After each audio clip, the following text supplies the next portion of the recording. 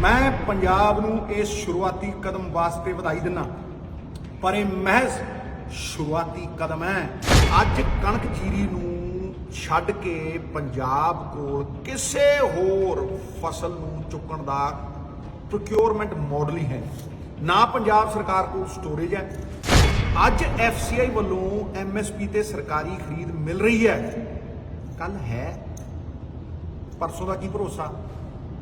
ते जे ये काले कानून लागू हो गए तो अपने कोल घट तो घट 1 साल है ते वध तो वध 2 या 3 साल। हुण 3 कानून किसान नूं पूंजीपतियां दा गुलाम बनाउणगे। इस तरह चलाउणगे जिवें भारत दे विच गोरियां ने ईस्ट इंडिया कंपनी चलाई सी ना। अंबानी अडानी बंबई च बैठ के कठपुतलियां वांग नचाउणगे। पंजाब जो चौल खांदा ही नहीं, 1400 करोड़ क्यूबिक मीटर पानी धरती विचों एक्सट्रा कढ रहा है। पर भाई होण दी लिमिट तो एक्सट्रा ते 1 क्यूबिक मीटर दे विच 1000 लीटर पानी आउंदा है। 5-10 सालां दे विच धरती बंजर कर देंगे। इसलिए मैं कहना कि अज दा किसान दा संघर्ष कल्ला मौजूदा MSP ते मंडियां बचाउण वास्ते ही नहीं। जे हुंदा तो फिर पिछले 25 सालों में पंजाब के हज़ारां किसानों ने खुदकुशी क्यों कर ली। ये किसानों के सच्चे संघर्ष का निरादर भी है ते अपमान भी। अज किसानों के संघर्ष के नाल पूरा पंजाब जुड़िया ही नहीं, बल्कि यह संघर्ष पूरे पंजाब का संघर्ष है। ते जो वन नेशन वन मार्केट की गल कर रहे हैं, वो स्टेट की आवाज़ नूं कुचल रहे हैं, वो संविधान विरोधी हैं। मेरी मंग है पंजाब सरकार सब्जियां, दाल, ऑयल सीड ते फ्रूट उत्ते MSP दवे। ते जे किसान की मदद करने वास्ते सरकार कोल पैसों की घाट है तो बंद कर दो शराब mafia, sand mafia, cable mafia, transport mafia, गरा लागू पैसों। काले कानूनां नाल जंगी पद्धर दे उत्ते जूझदे किसान वीरो, कौम दे योधिओ, सूबेदारों, एलंबरदारों, अज जदों मैं विधान सभा सैशन विच शामिल हो रहा ते अपनी गल किसानी दे संजीदा मसले दे उत्ते पूरा हल लोक अदालत दे विच रखना चाहुंदा। काले कानूनां दी इस काली रात विच सितारे वांग चमक रहा पंजाब विधान सभा दा ये सैशन। सेंटर के काले कानूनों के मूँह के उत्ते चपेड़ है और जी गूंज पूरे हिंदुस्तान नूं सुनेगी। ये किसान के पवित्र संघर्ष की जित है, कांग्रेस प्रेजिडेंट की किसान पक्षी सोच की जित है और पंजाब की किसानी की पग नूं बचाउण की लड़ाई का एक वड्डा शंखनाद है।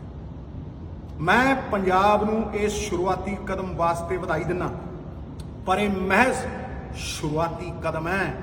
तो जे आप होर कदम ना चुके तो ये सिर्फ एक दिखावा बन के रह जाओ।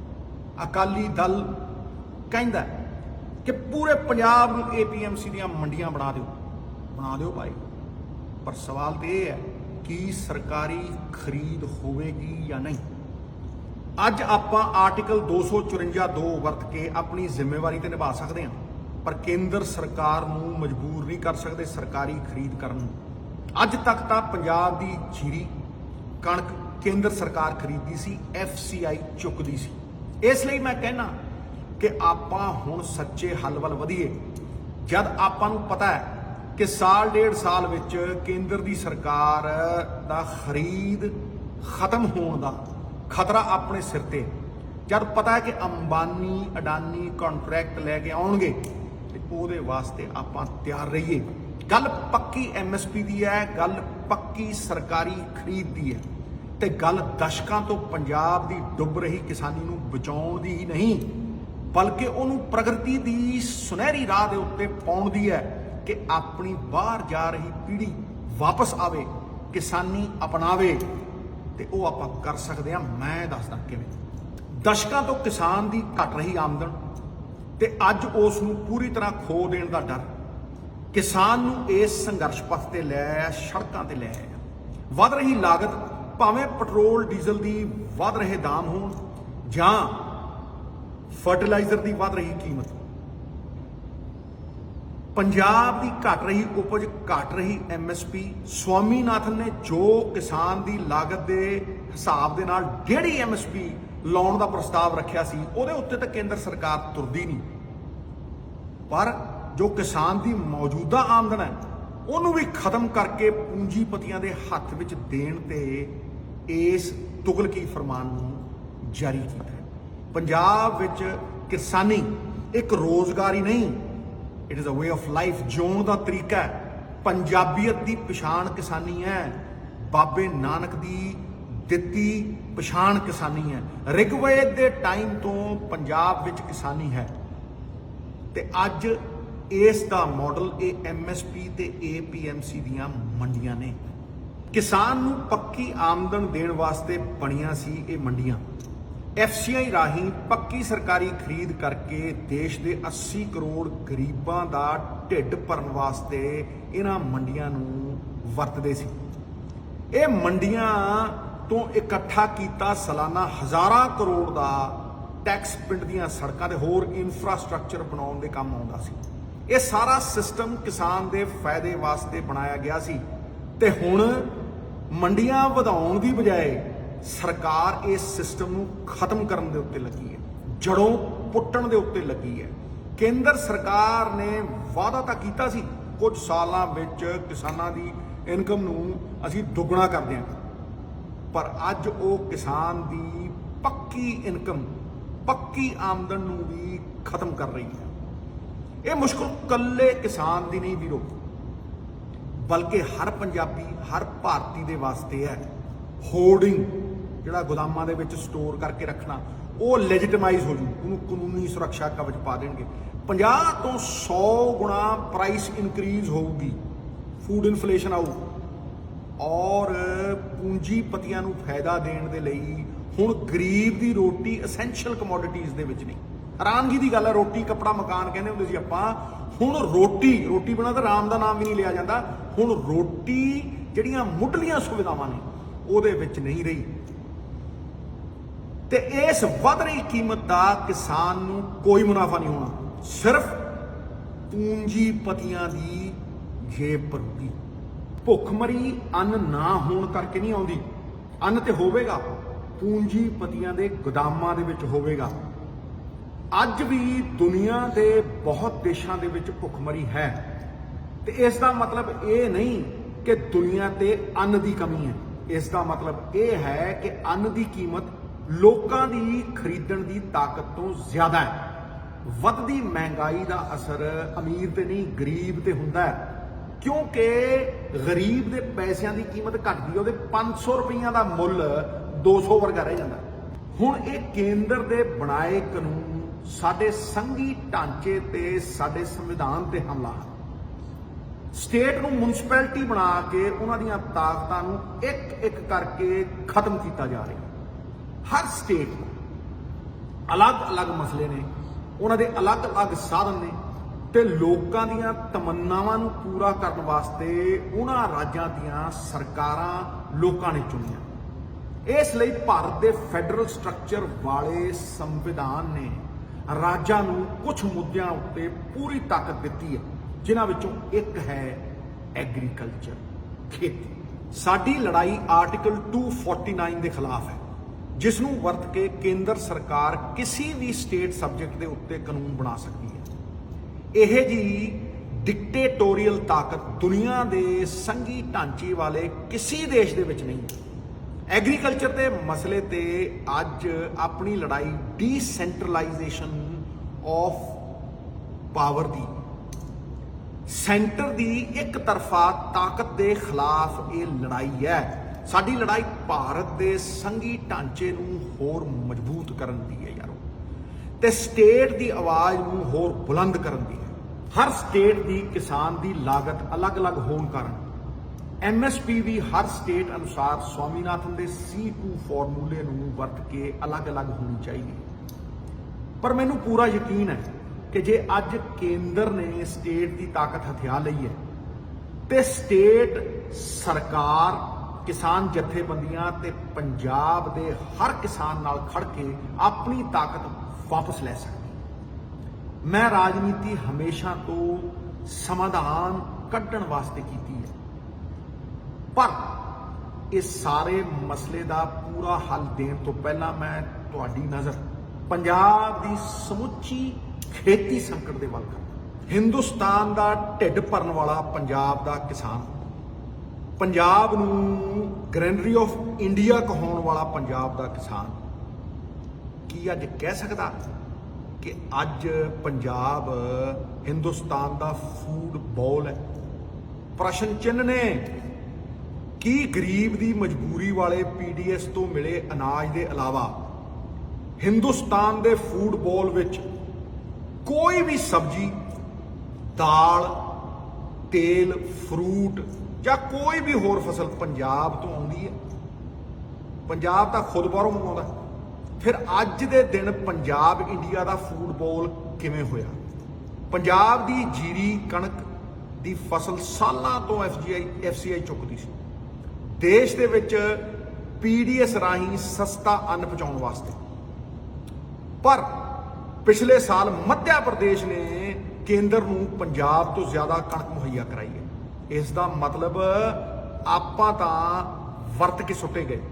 ਅੱਜ ਕਰੋਨਾ ਕਰਕੇ ਦੇਸ਼ ਭਰ ਦੇ ਵਿੱਚ ਅਨਾਜ ਵੰਡਿਆ ਜਾ ਰਿਹਾ। ਸਰਕਾਰ ਦੇ ਗੋਦਾਮ ਹੁਣ ਖਾਲੀ ਨੇ। ਇਸ ਸਾਲ ਉਹ ਜੀਰੀ ਚੁੱਕਣਗੇ ਤੇ ਅਗਲੇ ਸਾਲ ਕਣਕ। ਫਿਰ ਭਾਈ ਉਸ ਤੋਂ ਬਾਅਦ ਅੱਜ ਐਫਸੀਆਈ ਵੱਲੋਂ ਐਮਐਸਪੀ ਤੇ ਸਰਕਾਰੀ ਖਰੀਦ ਮਿਲ ਰਹੀ ਹੈ। ਕੱਲ ਹੈ, ਪਰਸੋਂ ਦਾ ਕੀ ਭਰੋਸਾ? ਤੇ ਜੇ ਇਹ ਕਾਲੇ ਕਾਨੂੰਨ ਲਾਗੂ ਹੋ ਗਏ ਤੇ ਆਪਣੇ ਕੋਲ ਘੱਟ ਤੋਂ ਘੱਟ 1 ਸਾਲ ਹੈ ਤੇ ਵੱਧ ਤੋਂ ਵੱਧ 2 ਜਾਂ 3 ਸਾਲ।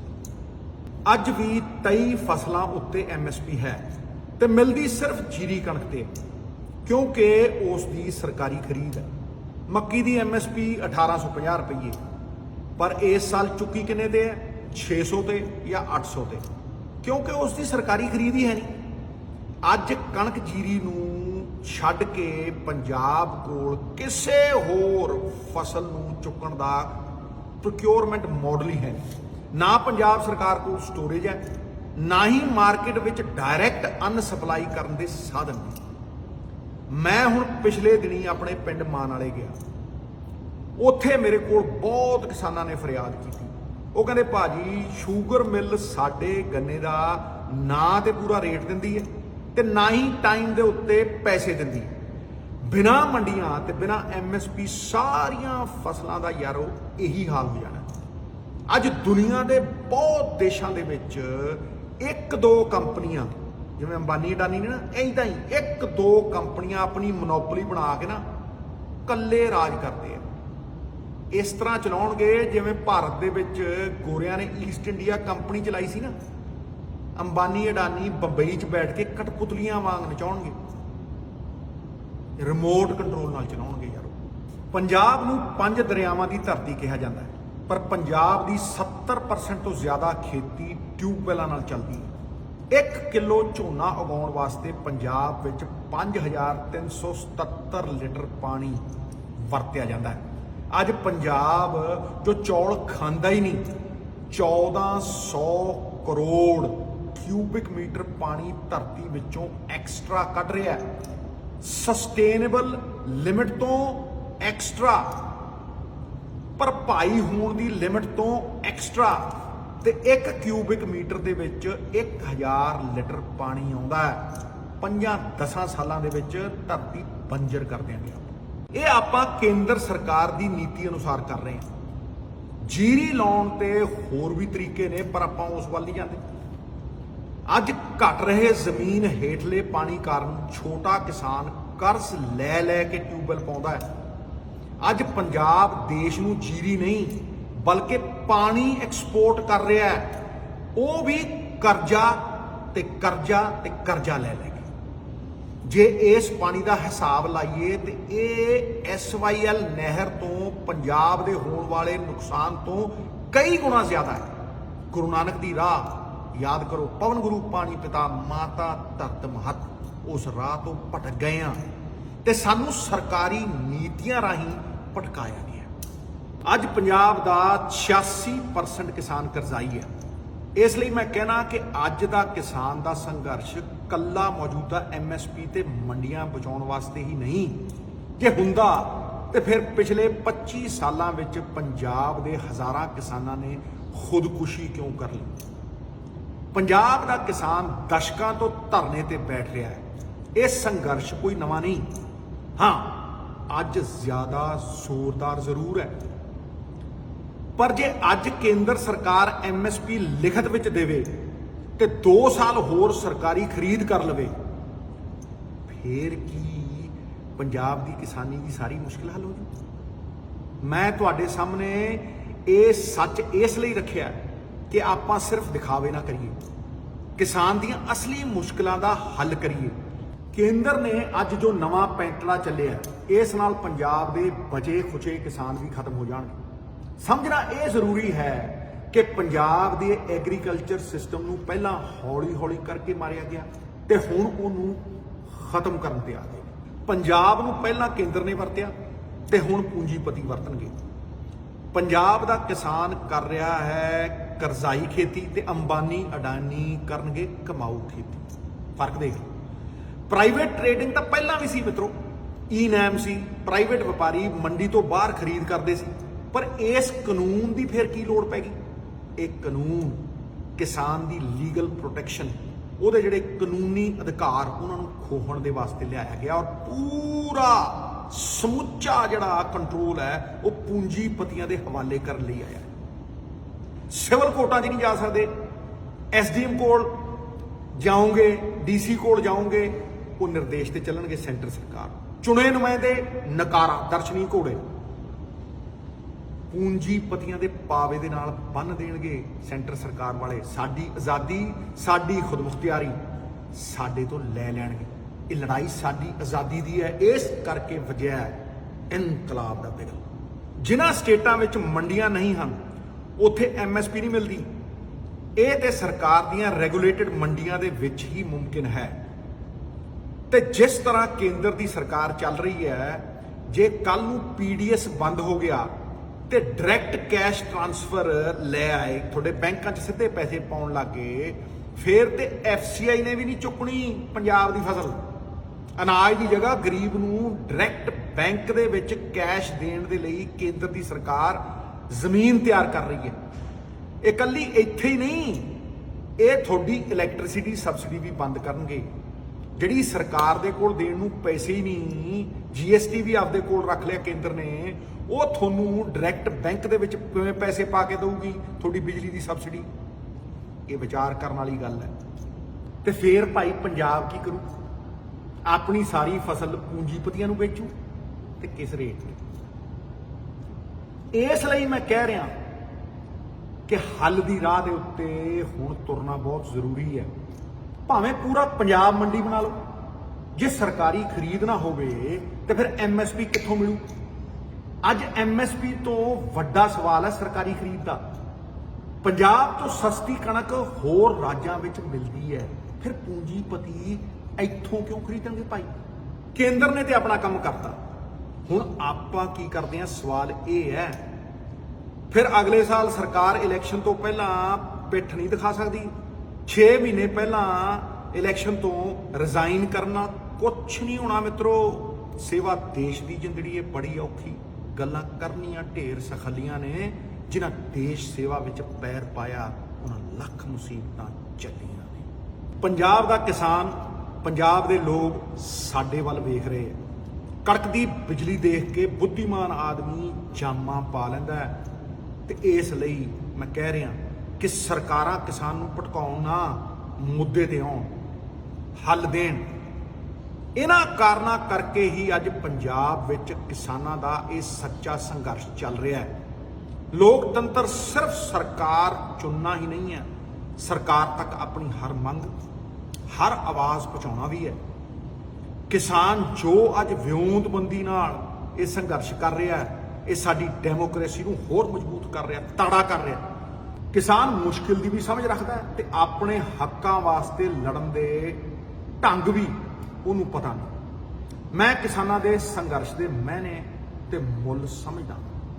ਕਿਸਾਨ ਜਥੇਬੰਦੀਆਂ ਨੇ ਤੇ ਆਪਣਾ ਪਲਾਨ ਮੂਹਰੇ ਰੱਖਿਆ। ਲੋੜ ਹੈ ਕਿ ਸਰਕਾਰਾਂ ਆਪਣੀ ਜ਼ਿੰਮੇਵਾਰੀ ਨਿਭਾਉਣ। ਇਹ ਝੰਡਿਆਂ ਤੇ ਡੰਡਿਆਂ ਦਾ ਸੰਘਰਸ਼, ਨੌਨ ਵਾਇਲੈਂਟ ਸੰਘਰਸ਼ ਪੰਜਾਬ ਦੀ ਸੱਚੀ ਆਵਾਜ਼ ਹੈ। ਤੇ ਇਸ ਨੂੰ ਇਹ ਕਹਿ ਦੇਣਾ ਕਿ ਬਾਹਰੀ ਤਾਕਤਾਂ ਚਲਾ ਰਹੀਆਂ ਨੇ ਜਾਂ ਇਸ ਨਾਲ ਪੰਜਾਬ ਦੇ ਹਾਲਾਤ ਵਿਗੜ ਜਾਣਗੇ, ਮੈਨੂੰ ਲੱਗਦਾ ਹੈ ਕਿ ਇਹ ਕਿਸਾਨਾਂ ਦੇ ਸੱਚੇ ਸੰਘਰਸ਼ ਦਾ ਨਿਰਾਦਰ ਵੀ ਹੈ ਤੇ ਅਪਮਾਨ ਵੀ। ਅੱਜ ਕਿਸਾਨਾਂ ਦੇ ਸੰਘਰਸ਼ ਦੇ ਨਾਲ ਪੂਰਾ ਪੰਜਾਬ ਜੁੜਿਆ ਹੀ ਨਹੀਂ, ਬਲਕਿ ਇਹ ਸੰਘਰਸ਼ ਪੂਰੇ ਪੰਜਾਬ ਦਾ ਸੰਘਰਸ਼ ਹੈ। ਇਹ ਸਾਡੀ ਹੋਂਦ ਦਾ ਸੰਘਰਸ਼ ਹੈ। ਪਿਛੜੇ ਵਰਗ, ਮਜ਼ਦੂਰ, ਛੋਟੇ ਵਪਾਰੀ, ਦੁਕਾਨਦਾਰ, ਅੱਜ ਪੰਜਾਬ ਦੀ ਜਵਾਨੀ ਇਸ ਸੰਘਰਸ਼ ਨੇ ਇਕੱਠੀ ਕਰਤੀ।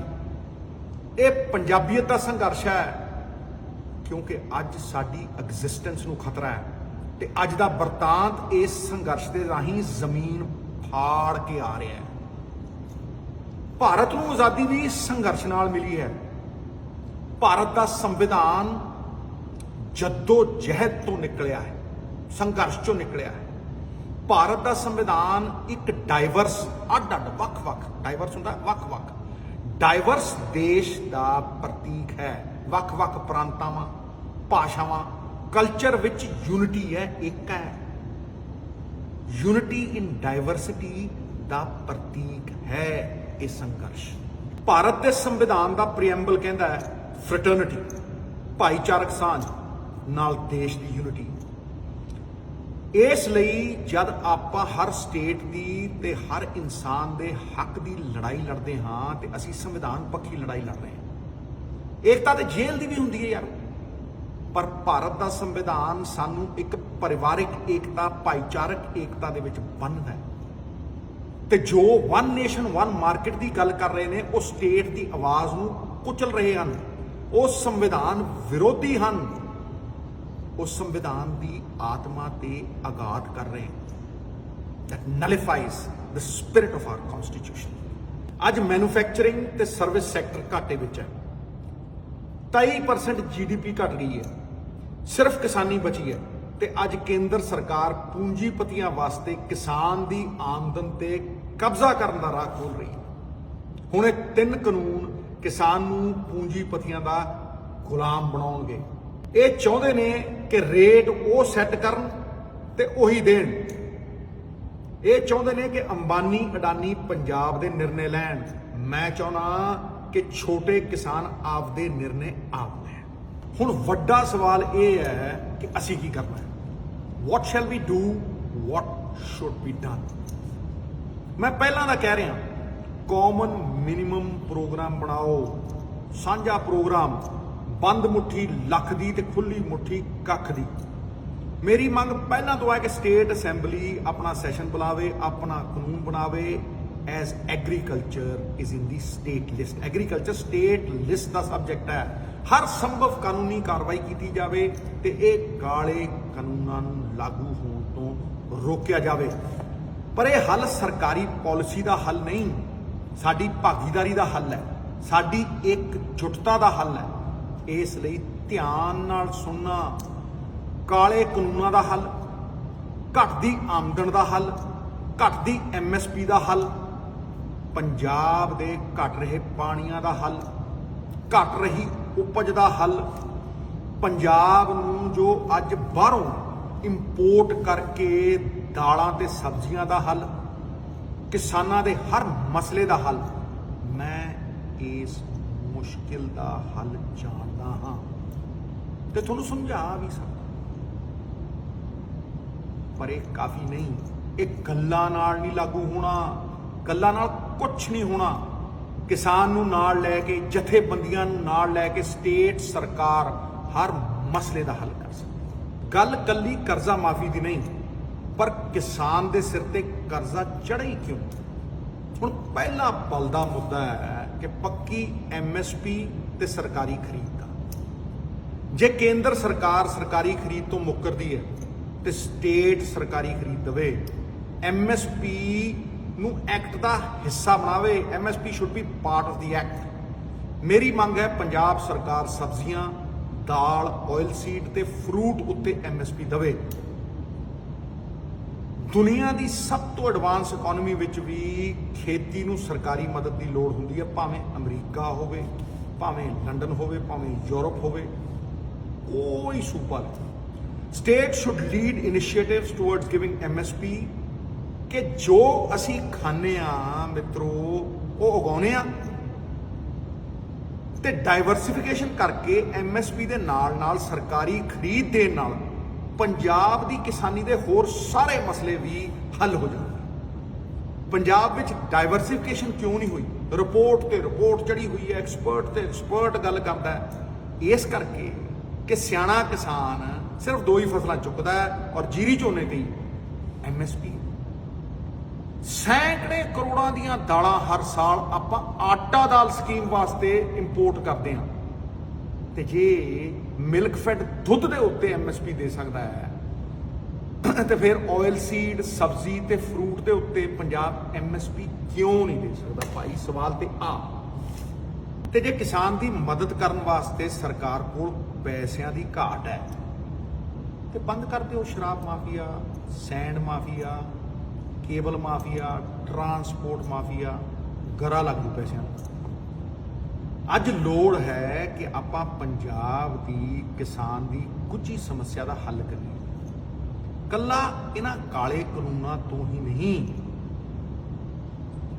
ਬਲਕਿ ਪੰਜਾਬ ਦੀ ਕਿਸਾਨੀ ਨੂੰ ਤਰੱਕੀ ਦੀ ਰਾਹ ਦੇ ਉੱਤੇ ਤੋਰੀਏ। ਇਹ ਕਿਸਾਨ ਏਕਤਾ, ਪੰਜਾਬ ਏਕਤਾ ਸਿਰਫ ਨਾਰਾ ਨਹੀਂ ਹੈ, ਇਹ ਸਫਲਤਾ ਤੇ ਸਰਬੱਤ ਦੇ ਭਲੇ ਦੀ ਰਾਹ ਹੈ। ਕਿਸਾਨ ਯੂਨੀਅਨਾਂ ਕੋਆਪਰੇਟਿਵ ਬਣਾਉਣ। ਅੱਜ ਪੰਚਾਇਤ ਨੂੰ ਛੱਡ ਕੇ ਮੈਨੂੰ ਇਹ ਦੱਸ ਦਿਓ ਵੀ ਪੰਜਾਬ ਦੇ ਪਿੰਡਾਂ ਵਿੱਚ ਕੋਈ ਵੀ ਹੋਰ ਸੰਗਠਨ ਜਿੱਥੇ ਕਿਸਾਨ ਆਪਣੀ ਆਵਾਜ਼ ਬੁਲੰਦ ਕਰ ਸਕੇ। ਅੰਬਾਨੀ ਅਡਾਨੀ ਦੀ ਪੰਜਾਬ ਵਿੱਚ ਐਂਟਰੀ ਰੋਕਣ ਵਾਸਤੇ ਕਿਸਾਨ ਯੂਨੀਅਨ ਪਹਿਲ ਕਰਨ, ਆਪ ਸੰਗਠਨ ਬਣਾਉਣ, ਹਰ ਕਿਸਾਨ ਨੂੰ ਬਰਾਬਰੀ ਦਾ ਹਿੱਸਾ ਦੇਣ। ਨਹੀਂ ਤੇ 2 ਏਕੜ ਵਾਲੇ ਨੂੰ ਅੱਡ ਰੇਟ ਦੇਣਗੇ, 10 ਏਕੜ ਵਾਲੇ ਨੂੰ ਅੱਡ ਰੇਟ ਦੇਣਗੇ। ਉਹ ਗੋਰਿਆਂ ਵਾਂਗ ਵੰਡ ਮਾਰਨਗੇ। ਇਹ ਲੰਬੇ ਕੰਟਰੈਕਟ ਕਰਕੇ ਕਿਸਾਨ ਦੀਆਂ ਜ਼ਮੀਨਾਂ ਦੱਬਣਗੇ ਤੇ ਉਹਨੂੰ ਲੇਬਰ ਕਰਨ ਤੇ ਮਜਬੂਰ ਕਰ ਦੇਣਗੇ। ਯਾਦ ਰੱਖਿਓ, ਇਹੀ ਹੋਣਾ। ਪਰ ਇਸ ਸਭ ਦਾ ਇੱਕ ਆਲਟਰਨੇਟਿਵ, ਇੱਕ ਵਿਕਲਪ ਹੈ। ਪੰਜਾਬ ਦੇ ਛੋਟੇ ਕਿਸਾਨ ਮਿਲ ਕੇ ਇੱਕ ਸਿੰਗਲ ਲੀਗਲ ਐਂਟੀਟੀ ਬਣਾਉਣ, ਇੱਕ ਕਾਨੂੰਨੀ ਇਕਾਈ, ਭਾਵੇਂ ਉਹ 1 ਏਕੜ ਵਾਲਾ ਹੋਵੇ ਭਾਵੇਂ 10 ਏਕੜ ਵਾਲਾ ਕਿਸਾਨ ਸੰਗਠਨ ਪੰਜਾਬ ਸਰਕਾਰ ਨਾਲ ਮਿਲ ਕੇ ਪੰਜਾਬ ਵਿੱਚ MSP ਤੇ ਸਰਕਾਰੀ ਖਰੀਦ ਦੀ ਗਰੰਟੀ ਦੇ ਨਾਲ ਇੱਕ ਡਿਮਾਂਡ ਸਪਲਾਈ ਦਾ ਅਜਿਹਾ ਮਾਡਲ ਬਣਾਉਣ ਕਿ ਪਹਿਲਾਂ ਤਾਂ ਪੰਜਾਬ ਦੇ 3 ਕਰੋੜ ਆਬਾਦੀ ਦੀ ਜ਼ਰੂਰਤ ਅਨੁਸਾਰ ਖੇਤੀ ਤੇ ਸਰਕਾਰੀ ਖਰੀਦ ਹੋਵੇ, ਤਾਂ ਕਿ ਕਿਸਾਨ ਖੁਦ ਬੀਜੇ ਤੇ ਖੁਦ ਫਸਲ ਮਾਰਕੀਟ ਕਰੇ। ਸਾਰਾ ਮੁਨਾਫਾ ਕਿਸਾਨ ਦਾ ਹੋਵੇ, ਪੂੰਜੀਪਤੀਆਂ ਦਾ ਨਾ ਹੋਵੇ, ਤੇ ਇਸ ਸਿਸਟਮ ਵਿੱਚ ਪੰਜਾਬ ਸਰਕਾਰ ਇਨਵੈਸਟ ਕਰੇ, ਬਜਾਏ ਇਹਦੇ ਕਿ ਕਿਸਾਨ ਕੰਟਰੈਕਟ ਦੇ ਅੰਡਰ ਕੰਮ ਕਰੇ ਕਿਸੇ ਕਾਰਪੋਰੇਟ ਦੇ। ਕਿਸਾਨ ਆਪ ਬੀਜੇ ਤੇ ਆਪ ਹੀ ਵੇਚੇ। ਬੈਨੀਫਿਟ ਬੀਜਣ ਤੇ ਵੇਚਣ ਦਾ ਬਿਲਕੁਲ ਕਿਸਾਨ ਦੀ ਜੇਬ ਦੇ ਵਿੱਚ ਆਵੇ। ਫਸਲ ਦੀ ਕੀਮਤ ਫਸਲ ਉਗਾਉਣ ਵਾਲਾ ਤੈਅ ਕਰੇ, ਖਰੀਦਣ ਵਾਲਾ ਨਹੀਂ, ਤਾਂ ਗੱਲ ਬਣਦੀ। ਇਕਾਈਆਂ ਦੀ ਜਿਹੜੀ ਸਫਲਤਾ ਹੈ ਉਹ ਕਿਸਾਨ ਦੀ ਸਫਲਤਾ ਹੈ, ਤੇ ਕੇਂਦਰ ਦੀ ਲਾਗੂ ਕੀਤੀ ਹੋਈ ਹੈ ਕੰਟਰੈਕਟ ਫਾਰਮਿੰਗ ਦੀ ਸਫਲਤਾ ਜਿਹੜੀ ਹੈ ਉਹ 0.1% ਅਮੀਰਾਂ ਦੀ ਸਫਲਤਾ ਹੈ। ਪੂੰਜੀਪਤੀ ਦੇ ਕੋਲ ਸਟੋਰੇਜ ਕਪੈਸਿਟੀ ਹੈ, ਉਸ ਨੂੰ ਬਣਾਉਣ ਵਾਸਤੇ ਇਨਵੈਸਟਮੈਂਟ ਲਈ ਪੈਸੇ ਨੇ, ਮਾਰਕੀਟ ਨਾਲ ਜੁੜੇ ਹੋਣ ਕਾਰਨ ਫੈਕਟਰੀ, ਟਰਾਂਸਪੋਰਟ, ਦੁਕਾਨਾਂ, ਹਰ ਚੀਜ਼, ਤੇ ਕਿਸਾਨ ਕੋਲ ਇੱਕ ਦਿਨ ਵੀ ਫਸਲ ਰੱਖਣ ਦੀ ਕਪੈਸਿਟੀ ਨਹੀਂ, क्षमता ਨਹੀਂ। ਹਰ ਛੋਟੇ ਤੋਂ ਛੋਟੇ ਕਿਸਾਨ ਦਾ ਹੱਕ ਆਪਾਂ ਕੋਆਪਰੇਟਿਵ ਬਣਾ, ਉਹਨਾਂ ਦੀ ਭਾਗੀਦਾਰੀ ਬਣਾ ਬਚਾ ਸਕਦੇ। ਤੇ ਇਹ ਰਾਹ ਸਾਨੂੰ ਪਾਣੀ ਵੀ ਬਚਾਊ, ਡਾਈਵਰਸਿਫਾਈਡ ਆਰਗੈਨਿਕ ਖੇਤੀ ਵੱਲ ਲੈ ਕੇ ਜਾਂਦੀ ਹੈ।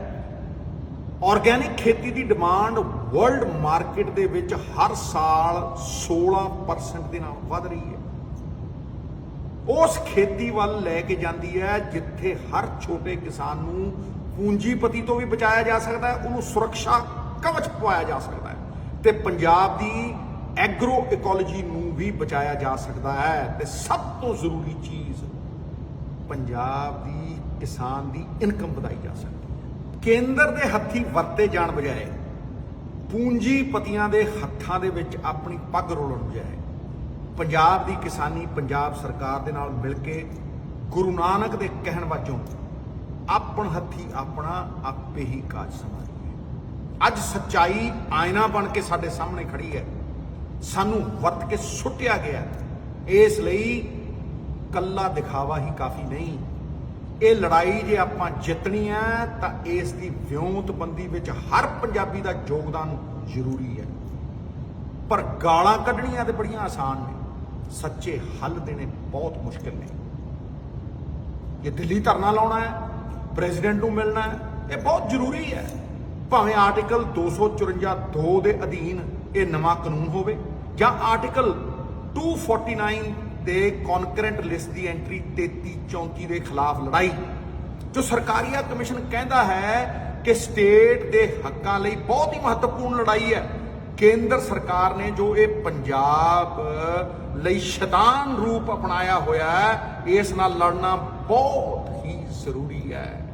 ਪਰ ਬਾਬਾ ਬੁੱਲੇ ਸ਼ਾਹ ਫਰਮਾਉਂਦੇ ਨੇ, ਲੜਨਾ ਹੈ ਰੋਜ਼ ਸ਼ੈਤਾਨ ਦੇ ਨਾਲ, ਕਦੇ ਨਫਸ ਆਪਦੇ ਨਾਲ ਲੜਿਆ ਹੀ ਨਹੀਂ। ਬੁੱਲੇ ਸ਼ਾਹ ਅਸਮਾਨੀ ਉੜਦੀਆਂ ਫੜਦਾ, ਉਹ ਜਿਹੜਾ ਘਰ ਬੈਠਾ ਹੈ ਉਹਨੂੰ ਫੜਿਆ ਹੀ ਨਹੀਂ। ਮੈਨੂੰ ਪੂਰਾ ਯਕੀਨ ਹੈ ਕਿ ਪੰਜਾਬ ਦੇ ਲੋਕ ਆਪਣੀ ਅਸਲੀ ਤਾਕਤ ਨੂੰ ਪਹਿਚਾਨਣਗੇ, ਇਹਨਾਂ ਹੱਲਾਂ ਨੂੰ ਤਾਕਤ ਵਿੱਚ ਲੈ ਕੇ ਆਉਣਗੇ ਤੇ ਪੰਜਾਬ ਵਿੱਚ ਲਾਗੂ ਕਰਵਾਉਣਗੇ। ਦੇਖ ਸ਼ਿਵਾਵਰ ਮੋਹੇ ਹੈ ਸ਼ੁਭ ਕਰਮਨ ਤੇ ਕਬਹੂ न डरूं, न डरूं मरीसूं जब जा ही लड़ूं, निश्चय कर अपनी जीत करूं। बोले सो निहाल, सत श्री